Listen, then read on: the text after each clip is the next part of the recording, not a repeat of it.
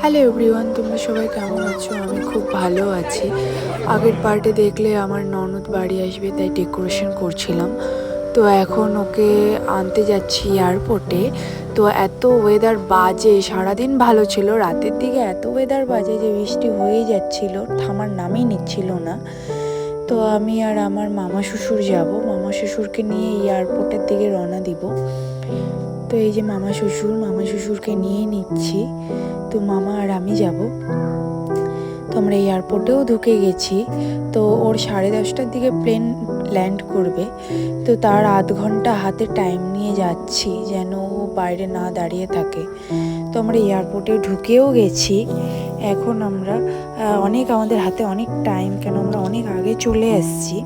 তো এসে দেখি এয়ারপোর্ট ফাঁকা, কেউ নেই গার্ড ছাড়া। তো ভয় পেয়ে গেছিলাম যে প্লেন ক্যান্সেল হয়ে গেল কি, ওর ফোনও লাগছে না, ওকে অনেকবার ফোন করছিলাম।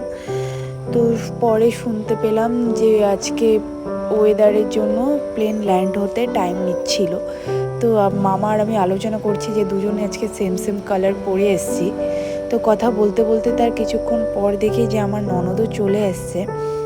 এত খুশি ওকে 7 মাস পর দেখে, বুঝতেই পারছিলাম না, মানে কান্না চলে এসেছিলো না মানে এত খুশিতে হাসছিলাম, মানে বুঝতেই পারছিলাম, ওর মুখ দেখেই বুঝতে পারছো কতটা খুশি।